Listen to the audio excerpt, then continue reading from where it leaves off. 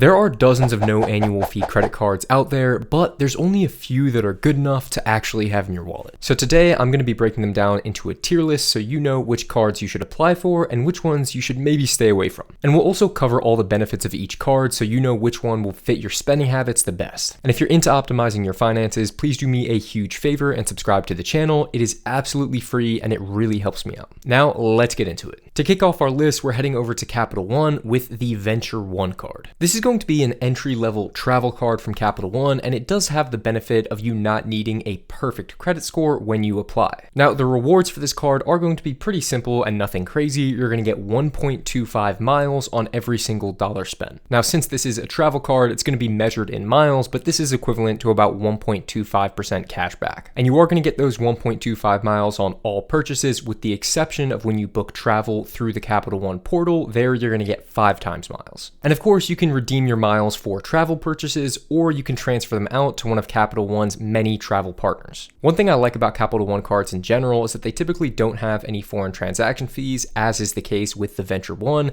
and that's just a great thing to give you peace of mind when you're traveling abroad. But this is a very simple entry-level travel card that doesn't have amazing multipliers, so I'm going to give it a B tier. Next up, we have another Capital One card with the Quicksilver. As far as the rewards with this card, you're going to get 1.5% cash back on every purchase. And just like the Venture One, you're going to get 5% back on any travel booked directly through the Capital One portal. Now, this is what you would call a catch-all credit card because it doesn't have any different categories that you need to worry about tracking. You're just going to get that simple 1.5% on everything. Now, that being said, there are other catch-all cards that have higher multipliers, and for that reason, I'm going to put this one in the B tier as well. And with our last offering from Capital One, we have the Saver card. This card is a monster when it comes to the rewards multipliers. You're going to get 3% cash back on dining, groceries, and entertainment. Now, obviously, everyone's spending is a little bit different, but for most people, the majority of your purchases outside of housing are going to come down to groceries, dining, or entertainment. And then outside of those 3% categories, you're going to get 1% back on all other purchases. And just like the previous Capital One cards we discussed, you're going to get 5% back on hotels and rental cars when you book through the Capital One travel portal. Having that 3% cash back in these popular categories is really what makes this card stand out, and for that reason, it's going S tier. Next up, we're moving over to the American Express Blue Cash Everyday. This is another phenomenal cashback card that's going to give you 3% back at grocery stores,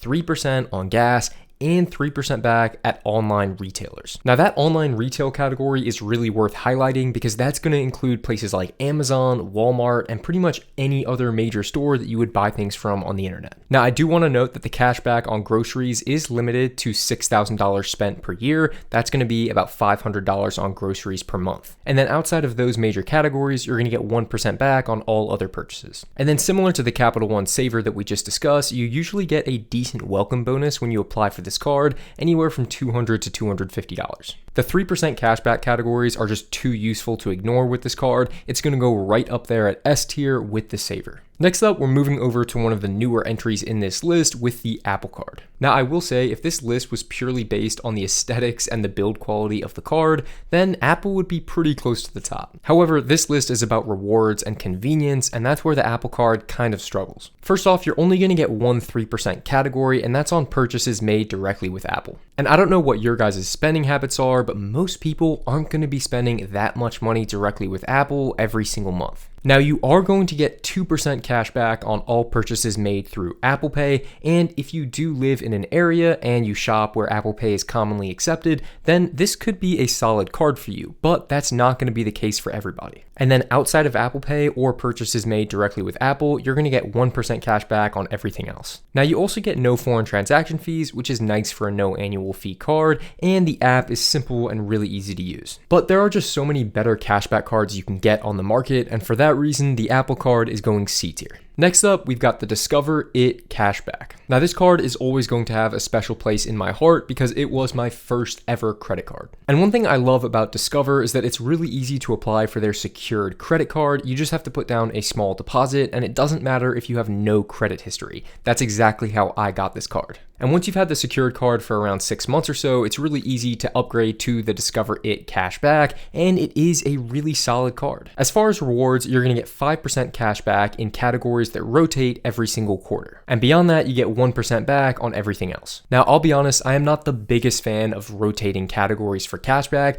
just because I have to constantly check to see where I need to spend my money to earn the most rewards. And personally, when I use a credit card, I want the rewards to be tailored towards my typical spending. I don't want to have to tailor my spending to the rewards that are available with that card. Now, there are other benefits with the Discover card. You're going to have no foreign transaction fees when you're abroad, although Discover is not as commonly accepted as the other cards on this list. And of course, if you really stay on top of monitoring those cashback categories, you can take advantage of those 5% rewards. The rewards are ultimately decent, and if you don't have the credit history to apply for some of the other cards on this list, Discover is going to be a great place to start, and I'm going to put this one in the B tier. Next up, we have the only offering from Wells Fargo on this list, and that's going to be the Active Cash card. This is a beautifully simple cashback card that's going to offer 2% back on every single purchase all of the time. When you hear the words catch-all card, this is going to be the perfect example. There's no categories to worry about monitoring, and there's no caps on spending. And depending on when you apply, Wells Fargo usually has a sign-up bonus of around $200 that you can get as well. Among the other cards from Wells Fargo that are just okay, the Active Cash really stands out from the crowd, and it's going to go A tier. Next up, we're moving over to Citi, starting with the Double Cash card. Now, this card is going to be almost identical to the Wells Fargo Active Cash. It is another 2% cashback catch-all card. So that means any category, any purchase, you're going to get 2% back. This card is also going to offer a $200 welcome bonus, which, if you haven't been able to tell yet, seems to be pretty much the going rate for these no annual fee cards. Now, one added benefit to point out with the Citi Double Cash is that you're actually going to get 5% cash back when you book any travel, including hotels and rental cars, through the Citi travel portal. This card is also going to go A tier.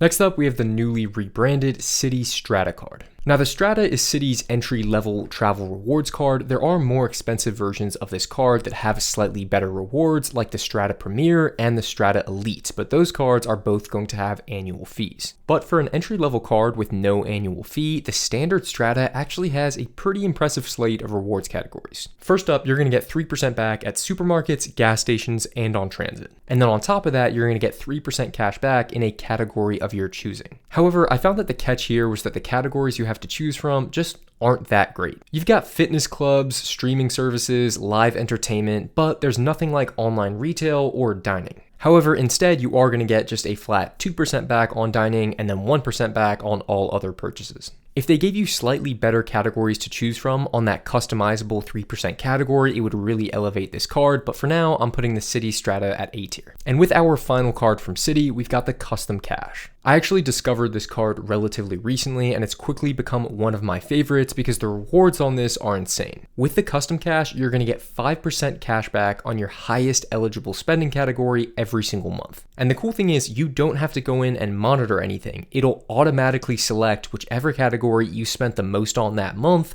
and apply the 5% rewards. So say one month your highest spending is on groceries, the next month it's on dining, and the month after that it's travel. Citi will automatically give you 5% cash back for each of those categories in each month. The fact that this is a no annual fee card that gives you a flexible 5% cash back each month means that it's something that everyone could benefit from having in their wallet. I know one thing a lot of people do with this card is that they get it for one dedicated spending category and then they use another card for other purchases. I think the only con to point out with this card is that you are limited to $500 in spend each month to get that 5% cash back. But outside of that, this is a great card and it's going to go S tier. Moving on to the next card, we've got the Chase Freedom Flex. This card is going to give you 5% cash back on rotating categories every quarter. On top of that, you're also going to get 5% back on travel booked through the Chase travel portal. Then you're going to get 3% on dining and drugstores, and then finally 1% back on everything else. This card does give you access to the Chase travel portal, and it's going to give you the ability to transfer your rewards to other airlines and hotels. However, I would have liked to see at least one cashback category for either groceries, gas, or online retail. And as I mentioned before, I'm not the biggest fan of rotating rewards categories, even if you are going to get 5%. For those reasons, I'm going to put the Freedom Flex at B tier. Next up, we've got the Chase Freedom Unlimited.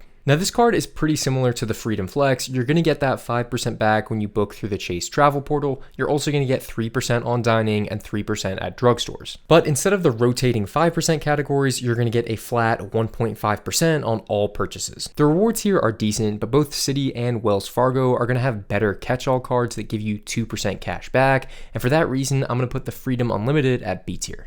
Next up, we've got the Bank of America Cash Rewards card. Now, this is another card that I personally own, and I think it's a little bit underrated. Now, my favorite thing about this card is that you are going to get 3% cash back in a category of your choosing. And you can choose from things like dining, travel, gas, or even online shopping. My personal strategy with this card was to have that 3% category locked on online shopping, and I mainly used it for my Amazon purchases. But you're also going to get 2% back on groceries and 1% back on everything else. This is a really simple cashback card that allows for a lot of flexibility. I'm going to put the Bank of America Cash Rewards at an A tier. Next up, we've got the Bank of America Travel Rewards card. Now, this is a travel rewards card with no annual fee, and those can be kind of hard to come by. And the rewards with the Bank of America Travel card are pretty decent as well. You're going to get 1.5 points on every single dollar spent. And of course, since it is a travel card, you're not going to have to worry about foreign transaction fees when you're abroad. The only thing keeping this card from being higher up on this tier list is because a lot of the Capital One cards have similar or better reward structures and also have no foreign transaction fees. But this is still a great travel card to have in your back pocket. I'm going to put it at B tier. And finally, I wanted to include our last slot for airline and hotel credit cards. Now, there are dozens of no annual fee credit cards you can get that are partnered with either an airline or a hotel chain. These cards can offer you decent benefits as well. You may get priority boarding with a certain airline or a couple free nights per year at a certain hotel. But these benefits can be really restrictive because they limit you to only using one airline or hotel chain. And on top of that, the multipliers usually aren't that great with these cards either. I think the only time it would be worth getting one of these dedicated cards is if you know you're going to be using either the same airline or the same hotel multiple times throughout the year. But even then, it might be easier for you to get a more general travel card that allows you to transfer your rewards to different partners. And for all those reasons, I'm going to put airline and hotel cards in the C tier. And guys, that is going to do it for this video. If there's any cards you think I've missed out on, please list them in the comments below and let me know what you would rank them. Thank you guys so much for watching. Please subscribe if you've enjoyed, and I will see you in the next video.